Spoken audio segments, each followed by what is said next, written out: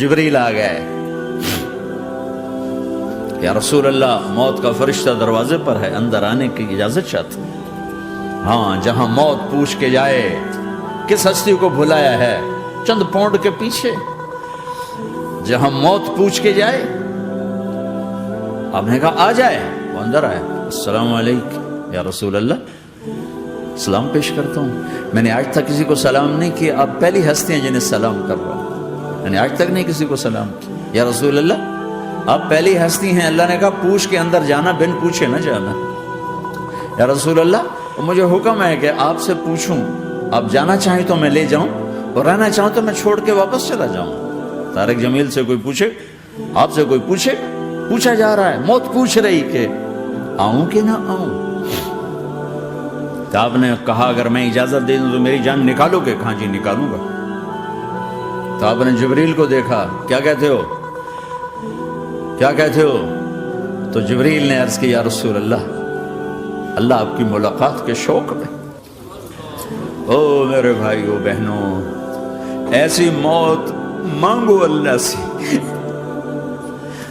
جب جا رہے ہیں تو اللہ خوش ہو رہا، ایسی موت نہ ہو جیسے بھاگا ہوا مجرم پکڑا جاتا ہے، ہتھکڑیاں لگا کے جیل میں لے جایا جا رہا ہے، ایسی موت مانگو اور ایسی زندگی گزارو۔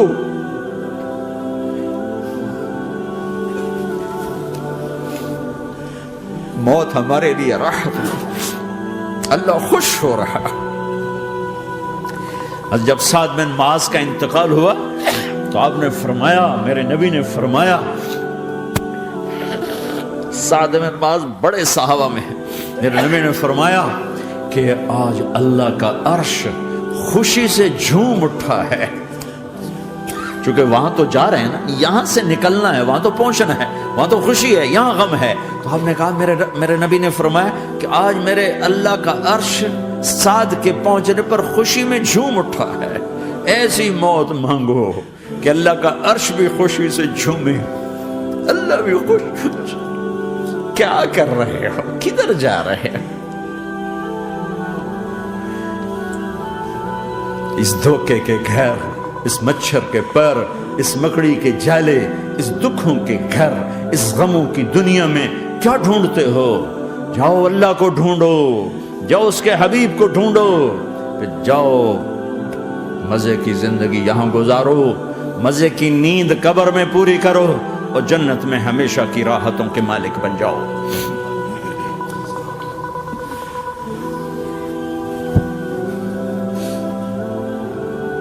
کہ یا رسول اللہ، اللہ ملاقات کے شوق میں ہے۔ تو میرے نبی فرماتے کہ میرے حسنین کا کیا ہوگا؟ میں تو دیکھ رہا ہوں ایک زہر میں تڑپتا ہے، ایک بچوں سمیت نیزے پہ چڑھا ہوا ہے۔ ویسے بھی محرم ہمیں یاد دلاتا ہے کہ اللہ کو راضی کرنے کے لیے آخری حدوں تک پہنچنا بھی کامیابی کا صحرا گلے میں ڈالنا ہے۔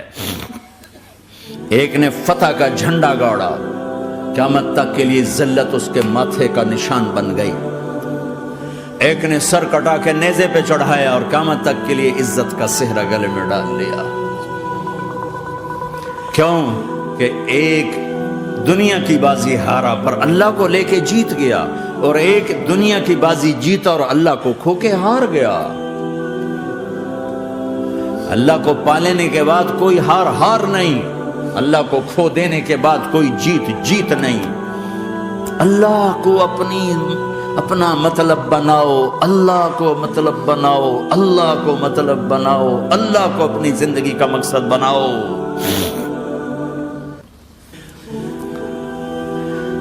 جبریل واپس جاؤ اور اللہ سے پوچھ کے آؤ میرے بعد میری امت کے ساتھ کیا کرے گے؟ واہ یا رسول اللہ۔ ہر کوئی اپنے بچوں کے لیے پریشان ہوتا ہے کہ میرے بچوں کا کیا بنے گا۔ آپ کہہ رہے ہیں میری امت کے ساتھ کیا کرے گا میرا اللہ؟ جاؤ اللہ سے پوچھ کے آؤ، میں پھر جواب دوں گا۔ واپس گئے، جواب آیا کہ اللہ کہہ رہے ہیں کہ ساتھ دوں گا۔ میرے رب کی عزت کی قسم، اور لاکھوں کروڑوں درود و سلام ہوں اس کملی والے پر۔ اگر آپ یہ سوال نہ اٹھاتے آج میں اور تم بھی بندر خنزیر ہوتے۔ بیچ میں وہ حائل ہو گئے، ان کے آنسو، ان کی دعائیں۔ مچھلی کھانے پر اللہ تعالیٰ نے موسیٰ علیہ السلام کی قوم کو، پورے شہر کو بندر بنا دیا۔ مچھلی کھانا کون سا گناہ ہے؟ اللہ نے کہا بس ہفتے کو نہیں کھانی، کھاؤ اتوار پیر منگل بدھ جمعہ جمعہ کھاؤ، ہفتہ نہیں، مگر نہیں کھائیں گے، کھایا، اللہ نے بندر بنا دیا۔ شراب پینا مچھلی کھانے سے بڑا گناہ ہے، اور بیچنا اس سے بھی بڑا گناہ ہے، اور نشے کی چیزیں بیچنا اس سے بھی بڑا گناہ ہے، ماں باپ کی نافرمانی اس سے بھی بڑا گناہ ہے۔ میرے نبی سے پوچھا گیا یا رسول اللہ قیامت کب آئے گی؟ اللہ کو پتہ ہے، کہ کوئی نشانی بتا دیں، کوئی نشانی بتا دیں۔ تو آپ نے فرمایا جب ماؤں کو ذلیل کیا جائے گا قیامت آ جائے گی۔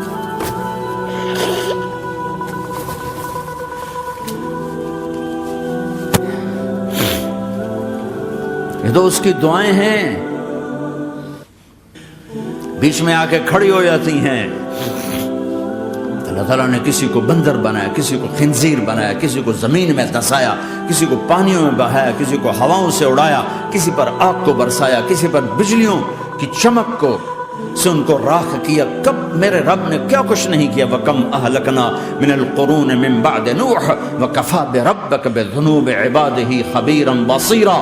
کیا کچھ نہیں ہوا ہمارے ساتھ، وہ کچھ کیوں نہیں ہوا کہ وہ کملی والے کی دعائیں ہیں، دعائیں ہیں، دعائیں ہیں، رونا دھونا ہے، امتی امتی۔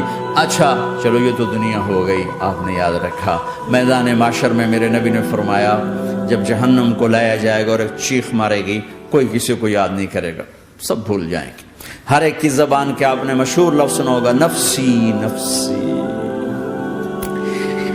جب جہنم آئے گی تو ایک چیخ مارے گی، اور کئی بلین فرشتے اس کو پکڑ کے لا رہے ہوں گے، اور وہ ان کے ہاتھوں سے نکل رہی ہوگی، اور اس کی آگ کے شعلے اور اس کا دھواں اور اس کی چیخ اور اس کی آواز۔ تو جب وہ قریب آئے گی تو اس کے آواز پر سارے مرد عورت زمین پر گریں گے اور سب کہیں گے یا رب نفسی نفسی، یا رب نفسی نفسی، یا رب نفسی نفسی، یا اللہ میری جان، میری جان، ماں نہیں، ابا نہیں، بیوی نہیں، بچے نہیں، بھائی نہیں، میری جان۔ چلو میں تو آپ عام لوگ ہیں، انبیاء نبی کہیں گے یا اللہ میری جان، ابراہیم خلیل جیسے کہیں گے یا اللہ میں کسی کا سوال نہیں کرتا، باپ کا بھی نہیں کرتا، میری جان۔ اور عیسیٰ علیہ السلام جیسی ہستی کہیں گے یا اللہ میں اپنی ماں مریم کا بھی سوال نہیں کرتا، میری جان، میری جان۔ عیسیٰ علیہ السلام سے لے کر آدم علیہ السلام تک نفسی نفسی، نوح علیہ السلام نفسی نفسی، یحییٰ زکریا باپ بیٹا ہیں لیکن نفسی نفسی، سلیمان داؤد باپ بیٹا ہیں لیکن نفسی نفسی، یوسف یعقوب باپ بیٹا ہیں لیکن نفسی نفسی، یعقوب و اسحاق باپ بیٹا ہیں لیکن نفسی نفسی، اسحاق ابراہیم باپ بیٹا ہیں لیکن نفسی نفسی، اسماعیل ابراہیم باپ بیٹا ہیں لیکن نفسی نفسی۔ یہ نبیوں کا حال ہے، میرا کیا حال ہوگا؟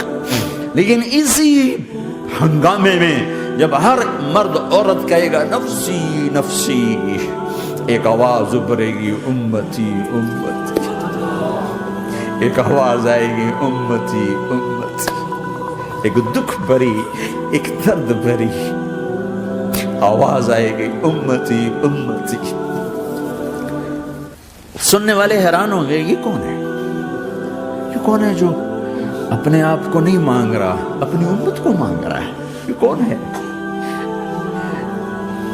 جب آواز کی طرف نظریں لگیں گی، یہ تو محمد الرسول اللہ ہے، جھولی پھیلی ہوئی ہے، ہاتھ اٹھے ہوئے ہیں، اے رب میری امت۔ کون سی امت ساری زندگی شراب بیچتے رہے، کون سی امت ساری زندگی ڈرگز بیچتے رہے، کون سی امت ساری زندگی زنا کرتے رہے، کون سی امت ساری زندگی ظلم و ستم کے پہاڑ توڑتے رہے، ساری زندگی جوا کھیلتے رہے۔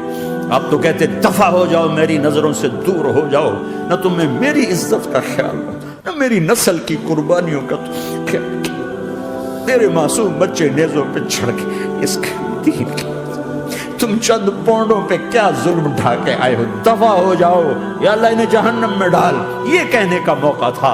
میں قربان جاؤں اس نبی رحمت پر، اس کامل اکمل نبی پر، اس ہادی رہبر پر میں کہاں سے الفاظ لاؤں ان کی تعریف کے لیے۔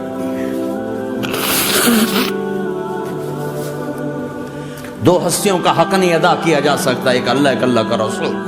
ہر ایک کا حق ادا ہو سکتا ہے، اللہ اور اس کے رسول کا حق نہیں ادا ہو سکتا۔ وہ کہتے جا اللہ ان کو آگ میں ڈال دے۔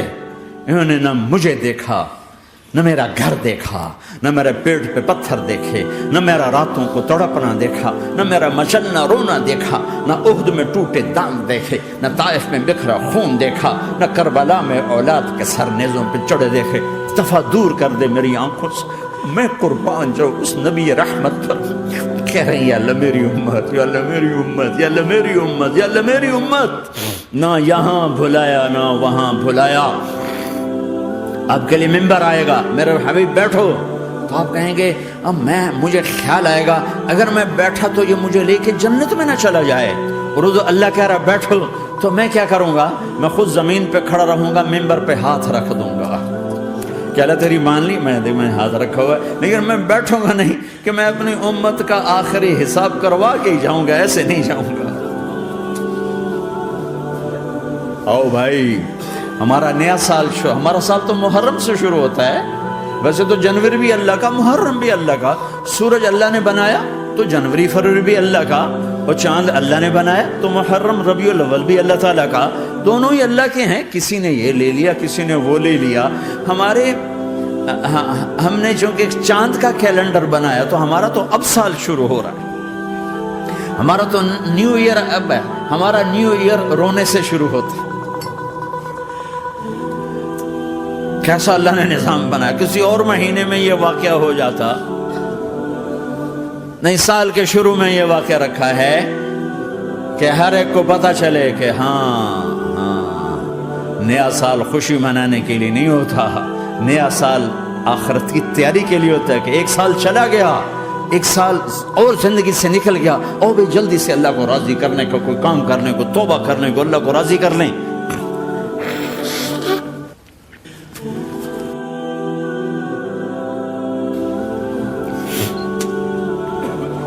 لیکن آپ کیا کہہ رہے ہیں؟ یا رب امتی امت، یا رب امتی امت، یا اللہ میری امت، یا اللہ میری امت، یا اللہ میری امت۔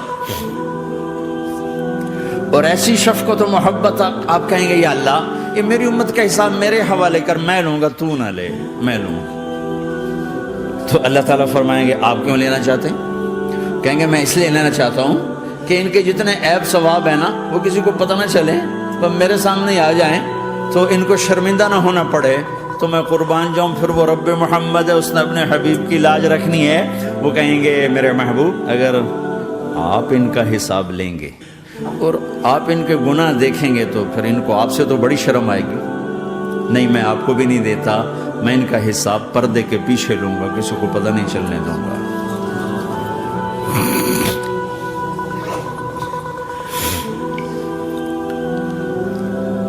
اتنی بڑی ہستی، اور آگے دیکھو طائف میں پتھر پڑ رہے اور ہر قدم پہ پتھر پڑتے ہیں، یہاں تک کہ ایک دم پتھر پڑنے سے تو خون نہیں نکلتا، پتھر کون سا کوئی تیر ہوتا ہے، پتھر تو پتھر، لیکن اتنے پتھر پڑے پنڈلیوں کے اوپر کے پھٹ گئیں، ان سے خون نکلتے نکلتے نکلتے جو جوتا تھا پاؤں میں ایسے ساتھ ایسے چپک گیا، اور ساری کائنات کے دلہا سردار بے ہوش ہو کے گرے۔ تو آپ کے غلام زید نے نوکر تھے، انہوں نے اٹھایا کندھے پر، بھاگے، پیچھے وہ سر پہ چڑھے ہوئے پتھر مار رہے ہیں، اور آپ جتنا بھاگ سکتے تھے بھاگے، یہاں تک کہ بے ہوش ہو کے گر گئے، خون زیادہ نکل گیا، تو انہوں نے کندھے پہ اٹھا دوڑ لگائی، اور آگے سامنے باغ کا، کس کا؟ سب سے بڑے دشمن کا، مکے والے عتبہ بن ربیعہ۔ عتبہ کون ہے؟ یہ جنگ بدر میں جس کے ہاتھ میں جھنڈا تھا، اور جنگ بدر میں قریش مکہ کے لشکر کا جو چیف تھا وہ اس کا باغ، لیکن زید کو کوئی پناہ نظر نہیں، وہ باغ میں گھس گئے اور اللہ کے نبی کو ایک انگور کی بیل کے نیچے لٹایا۔ تو جان کا دشمن عتبہ، لیکن جب اللہ کے نبی کو خون و خون دیکھا تو اس کا دل بھی پگھل کے رہ گیا، کہنے لگا ہائے ہائے، طائف والوں نے محمد کے ساتھ کیا کرتا۔ جس پر دشمن کو رحم آیا ہمیں اس پہ رحم نہیں